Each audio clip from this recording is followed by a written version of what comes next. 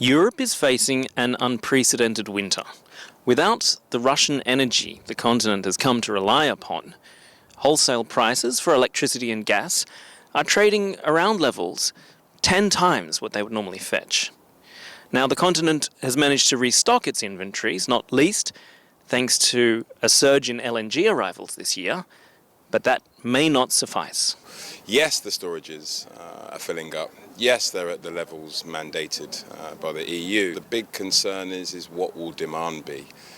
If we see a beast from the east scenario where demand significantly ramps up, we will see a depletion of storages if current supply remains the same. With energy one of the chief drivers of surging inflation in Europe, governments are eager to prevent soaring gas prices from dragging the cost of electricity in their wake.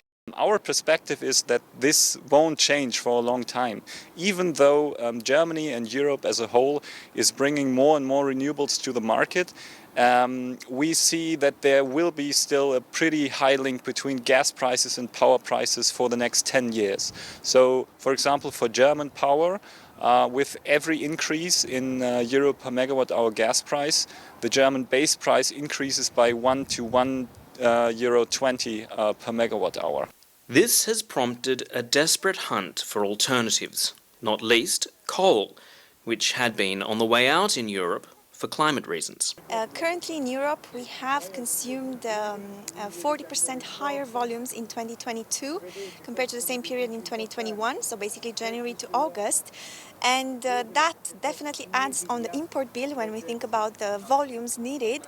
And we also used to be dependent on the Russian supply for 70% of our coal imports. At the moment, actually, we are in a very tight situation, and this winter will be very important due to the presence of La Niña in the global markets. This risks bringing more supply disruptions, and therefore we could start a very interesting war, let's say, meaning a competition between Europeans and Northeast Asian players for the available spot cargoes. With European industries like aluminium and fertilizer producers already reining in their output by double-digit levels, Europe may not have long before it locks in permanent levels of deindustrialization. I think the process has already started, and so I think the actions planned to be taken will probably just be band-aids on an irreparable path. The European Union and member states have tabled ideas for tackling this energy crisis.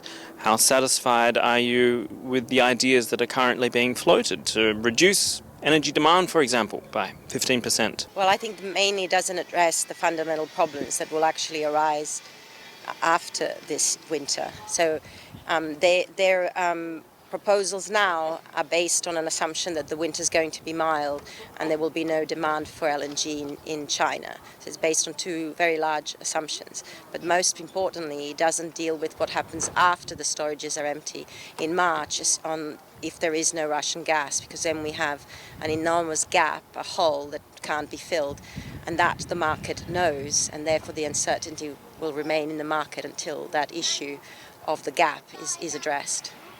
Europeans will need a mild winter and a dose of luck to avoid rationing in the months ahead, experts told Montel's German Energy Day in Düsseldorf.